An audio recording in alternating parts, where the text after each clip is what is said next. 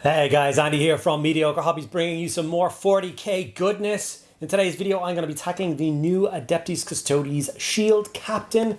Now, obviously, this miniature has been out for a little while now, but I've only managed to get my hands on him as of last week. He was very kindly sent to me by Underworld Gaming, which is an exclusive independent stockist here in Dublin. So you want to check them out. I will leave them linked down below. They're fast becoming the go-to place in Dublin/Ireland to purchase and order your pre-orders from Games Workshop from.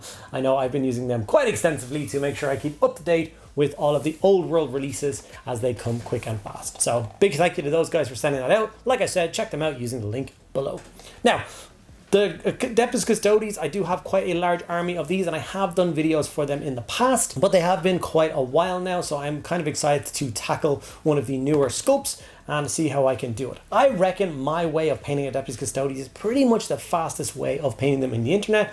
I'd say there's less than, I don't know, an hour and a half, 2 hours of painting actually in this model, which means you get an entire Custodes army painted in probably about a week and a half, which I think is pretty fast for an army. So you guys let me know at the end of this video if you agree whether this is the fastest Custodes painting scheme or whether you can think of one that's faster. With no airbrush, I might add. Before I get into it, I just want to say a huge thank you to everyone that supports me out there on the internet, whether you like my Instagram posts, whether you watch me on Twitch, whether you like these videos, comment, subscribe, all those other good things. They really do mean the world to me. And without you guys doing those things, I wouldn't be standing here today. Now, a big extra thank you goes out to all of my YouTube channel members and of course all of my Patreon guys. Without you guys, I would have an empty belly and I would be sitting in the dark. But because of you guys, I get to do this awesome job and paint word ollies for a living. So from the bottom of my heart, thank you guys so much. If you want to check that out for yourself, it's a link down in the description below. There's a bunch of benefits you can check out. Pick which one is right for you. Okay guys, without further ado, let's dive in and get this shield captain painted up. Okay guys, so like I said, I want to teach you how to paint Custodes in the fastest way possible. I do think this video is definitely one of the fastest ways to paint Custodian Guard. And to prove my point, I'm going to use the beautiful new Shield Captain miniature in this video, which has a whole bunch of extra details on top of a normal Custodian Guard. But I still think it's going to work just fine. Now, the only caveat to being the fastest scheme is you do have to make one additional purchase. And I don't feel bad for asking you to do this because I genuinely think it will save your bacon, and that is a can of gold spray. I think if anyone who does Custodes or who does Stormcast Eternals in gold scheme, I think it is definitely worth the investment to pick up a can of the gold spray. I know it's super expensive for absolutely no reason, and I hate that it's like €8 more than a normal can of spray. I don't know why it is. It's literally like it's shiny, therefore it costs more stuff, but you know, the silver doesn't cost the same amount as the gold. So maybe I'm wrong, maybe there is some chemical reason why it's so expensive, but the last time I paid for a can of this, it was €22. I don't know what it is now. I've had like 5 or 6 cans set aside for a long time now, so I haven't had to rebuy it in a while, so I don't know. So once the model is constructed, I spray it black, and then I give it a nice dusting of the gold, and this gives you a really dark, really nice kind of brooding gold to start with. If you can just go straight from grey plastic to the gold, but it's a lot brighter. It's not quite the tone that I like to do for Custodian Guard, or in fact for Stormcast Eternals. I much prefer this kind of darker gold to start with. But each to their own. If you have a spare bit of like a Stormcast shield left over that you didn't use, maybe spray it with just the gold over the grey plastic, and if it's the color you like, then go for it. All the rest of the steps will still work perfectly.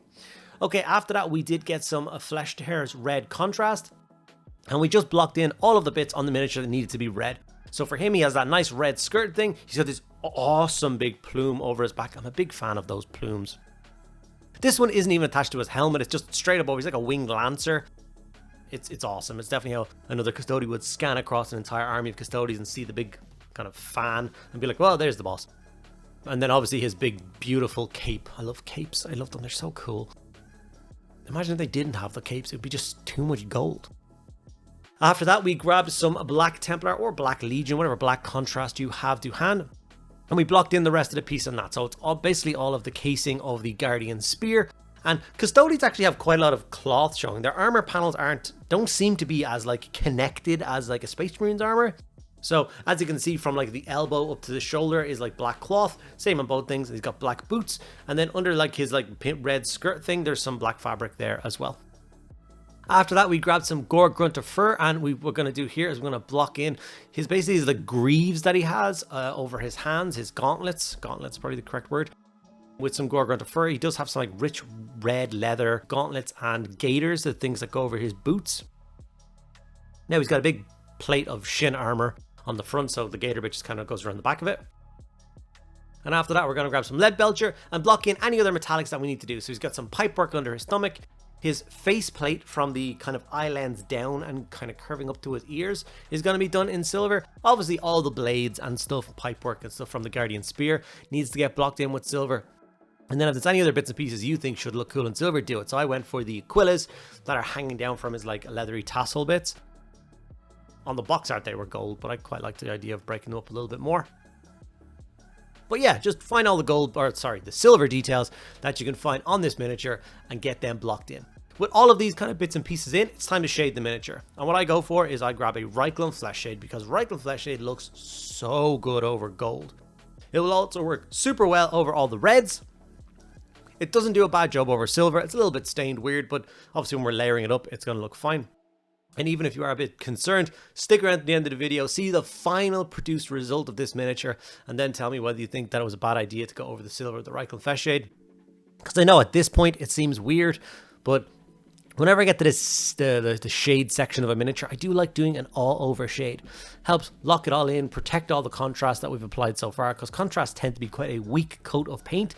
Like, you can kind of rub your thumb over the area, so like even the rest of the process of painting that, you could like rub off some of the old contrast. It's not a very strong paint. I find once you put a shade over the top of it, it works a treat. So here it is after the model has been dried. Obviously I'm going to be working on the base alongside it, but I'm not going to go into how I do the bases. Everyone will base their miniatures differently. Now, to save a lot of time, what we're going to do is grab a dry brush and some lead belcher again. You can grab a little bit of a brighter silver if you so wish to make it a little bit brighter. Like I said, I like that kind of brooding, kind of like antique looking gold. Like, this is Oromite, one of the most valuable materials in the universe. And these suits of armor are literally ancient, so I kind of like them being a little bit more dark. And all we're going to do is dry brush over the miniature, trying to catch all the gold areas, all the sharp edges, any silver bits as well. You're going to hit the red, doesn't matter, we're going to be layering it up. You're going to hit the black, doesn't matter, you're going to be layering it up anyway. So it is okay to accidentally hit parts that you're not thinking. You don't have to be trying to be careful. You're not worried about hitting those bits. You're not going to hit nearly as much of them as you think. And then, like I said, as we go through the layering process for those, it's going to get covered up. So as you can see, we have this really nice gold now, and that's the finished gold. Like, we sprayed it gold, we put a Reikland Flesh Shade on it, and we dry brushed it with silver, and we got a finished custodian gold armor. I think it looks really cool. So now we're going to push into layering, and this is a bit that's obviously going to take just a tiny bit of time, but there's not a lot of these areas on Custodes. So we're going to start with Mephiston red, and we're going to layer up all of the red. So whether that be his big cape, his big awesome plume, any of the cable work going under the Guardian Spear. They had suggested that like ropey bit on the spear was going to be white. I prefer it in red, I think. There's no other like white showing on the model. I don't know, it seemed like it was going to draw the attention away from it, so I didn't want to do that.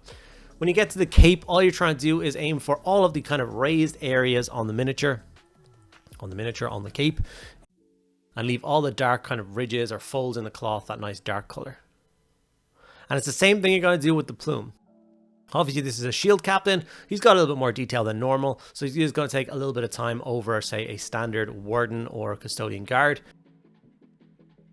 Especially this kind of area, as we're going to go in for like each individual strand of hair and highlight it with the red, because we do want that bit to stand out. It's going to be definitely a focal part of this miniature. When you look down on the tabletop, you're going to see that fan or fin or whatever the hell you call it.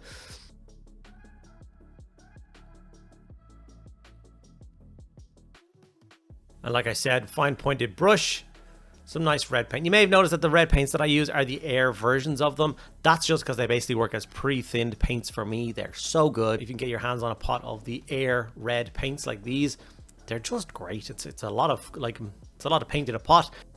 And like I said, they're pre-thinned, so you can pretty much go from pot to brush and start working. Not that I paint from brush to pot, it's obviously on a palette and stuff, so I can control it. Normal Mephiston red, normal Evil Sun Scarlet work just fine. I have these to hand and I really like using them. So we're going in with the Evil Sun Scarlet for the last highlight on the red. You're going to be a little bit more careful, and obviously just less. As you can see when I come up with the cape, it's just little bits of kind of staggered lines to make this color kind of pop. And even when we get to like the plume, or the fin, or whatever the hell you want to call it, we basically go like halfway down each strand and then highlight it upwards. So you'll have a nice fade between the darker red and the lighter red on his fin. And you can see the kind of warmth and the regal color that red is going to pull into this model. And because I like the dark recesses and the dark brooding gold, I keep calling it brooding gold. I don't know exactly what that means, but it feels nice coming off the tongue. The brooding gold of this Custodian guard just sounds right. So obviously taking my time with the last highlight. It doesn't take long. So when I say take my time, I don't mean it's going to take me 20 minutes. It only takes... So I'd say like the first layer of red took maybe 5 minutes. The second coat takes maybe 3 minutes. So in total, it's not a lot of time spent highlighting red. After that, we're going to go for Word Bearer's Red. And this is just that kind of rich browny leather color. We're going to highlight the tassels, the belt going around his waist, his gloves or gauntlets, if you will. And then like the gaiters going around the armor on his boots. So I go around the back of his calves, and then it like goes under the middle of the feet as well. For anyone who doesn't know what gaiters was, I had to ask that in a previous video what the hell these things were called. And the handle of his Guardian Spear is also going to get done with that kind of rich brown leather color. He's really starting to come together now. I know that it's kind of bizarre that he has that much fabric, but I do think it helps to break up all the gold, especially like the black arm bits on the boots and stuff. I think it's a solid choice when it comes to the design of it, to have those kind of brown leather sections. And Custodian Guard is obviously just a great army. Like, it's such a beautiful force, and it's such a small collection of miniatures that it's probably one of the easiest armies to, start a collection of, get an army built up, get it painted up, and get it on the tabletop. It's not the most powerful army, which I think it should be, but it's not, because you've such a low model count that it does take a little bit of skill and finesse. You don't need to be sacrificing troops. You don't have troops to sacrifice. I'm probably not a good enough player to really run these guys efficiently, but I do want to get my army of Custodian Guard on the table at some point soon. I have quite a large collection of them, and I just love them. I think they're so cool. Every time you read about them in a book or a novel, they're just inspiring. Corvus Black was then used to highlight all of those kind of black cloth, which I love. Corvus Black, it is just black with a touch of grey into it. So that means when you go and highlight over any dark black, it looks so good. So all the cloth, and then of course the casing of the Guardian Spear is going to get done with that black as well. And like I said, we're not going for complete coverage. We're leaving some of the, again, darker lines next to other details where the shadow is going to build up that nice dark color. Then we got Leadbelcher again, and we worked up the blade. Of course, it only wants to focus on my fingers for reasons. Yeah, so there's the Guardian Spear, and then things like, he's got a melta built into the top of his spear. So we're going to get like the top of that done, the energy cell for that. Highlight up the quillas that are hanging from the tassels. A nice bit of bright silver in the eye lenses, because obviously we're going to go in with a little bit of contrast in a minute to make any of those bits like we need to be glowing. So all the gemstones and all of the eye lenses, like these got 6 eye lenses, the 2 eye lenses, and then anything else. So you see those bright silver bits now, and all we're going to do is go in with something like Talazar Blue. You can choose any kind of gem color or anything that you like. You can do this a green, a yellow, a red, a purple, whatever suits you best. But I quite like the blue. And obviously just paint that into the eye lens with that has been painted silver already. And it gives a beautiful, just a beautiful finish with such low effort. God, I love contrast. And with that, we have our finished Custodian Guard Shield Captain. I think he looks awesome. Like I said, I'd say if I wasn't recording, I wasn't trying to worry about angle or anything like that, I think 2 hours brush time at the very most to get this awesome miniature on the tabletop. Obviously, basic infantry models are going to be quicker, so I think you could get a Custodian army painted in like a week, and it's going to look fairly gnarly on the tabletop. Hopefully you guys learned how to paint Custodian Guard to a very fast standard in this video. If you did and you liked the video, do the normal things, guys. Like, comment, and if you wouldn't mind, subscribe. God, I want to play. Okay, guys, my Shield Captain is now finished and ready for the tabletop. Ready to lead quite a large detachment of Custodes into battle. Hope you guys enjoyed this video. If you did, make sure you do those standard 3 things that you should do for absolutely every YouTuber if you enjoy their content, which is make sure you like the videos. If you have anything to say, make sure you put in the comments below. That really does help. And make sure you subscribe to the channel if you want to get updated for more content. Those 3 things cost you not a penny, but they mean the world's difference for us. And if you want to check out things like my Patreon, they're also linked down below. Thank you so much for sticking around at the end of this video. Make sure you check out Underworld Gaming with the description below. And yeah, I'll see you in the next awesome 40k video.